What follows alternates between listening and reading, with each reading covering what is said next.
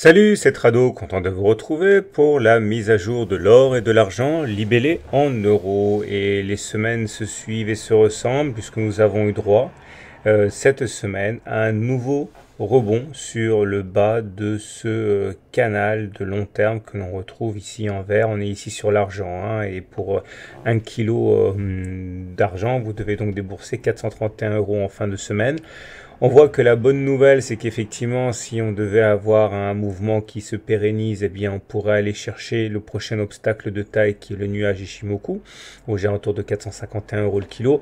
Vous remarquerez que sous la violence du rebond, on a franchi la Tenkan. C'est vraiment une bonne chose parce que regardez, les précédentes attaques haussières contre la Tenkan ont échoué, que ce soit ici, ou là, hein, 6 semaines, 5 semaines de suite, et là on arrive enfin à se hisser au-dessus de la Tenkan. C'est pas anodin, ça fait 5 fois qu'on échoue, et pourquoi pas espérer aller chercher les 450 euros qui correspondent également à la Kijun ici. Mais au-delà, hein, sur le fond, on est toujours en tendance baissière, puisque au regard de la théorie de Weinstein, on est en dessous d'une moyenne mobile à 30 semaines qui descend, donc en dessous d'une moyenne mobile à 30 semaines qui descend, c'est-à-dire qu'on est baissier.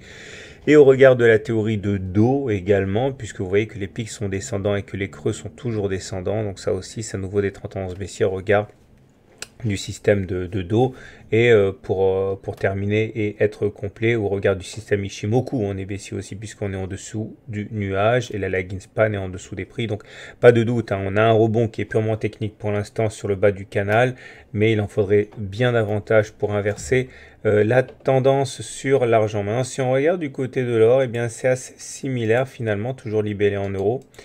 On va commencer par la tendance hein, qui est là aussi baissière puisqu'on est en dessous du nuage, Ishimoku, on est en dessous de la moyenne mobile à 30 semaines qui descend et on a bien des pics et des creux qui sont descendants. Donc les trois systèmes de suivi de tendance sont baissiers. Là par contre on n'a pas réussi à s'affranchir de la Tenkan, on a bloqué pile poil dessus là hein, en clôture.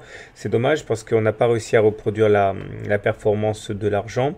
Ça s'est passé un petit peu comme le 17 août, hein, où on a calé sur la Tenkan, ou encore le 20 juillet ou le 29 juin. Hein. Donc pour l'instant, pas grand-chose de neuf. On a bien notre rebond sur le bas du canal noir, mais pour l'instant, rien n'est joué et on est pile poil au contact d'une résistance, à savoir la Tenkan qui est actuellement à 32 450 euros le kilo. Voilà ce qu'on pouvait dire. Donc c'est encourageant à très court terme, mais à moyen long terme, tout reste à faire. Voilà, bonne soirée, bon trade et la semaine prochaine pour la mise à jour de l'or et de l'argent libellé en euros.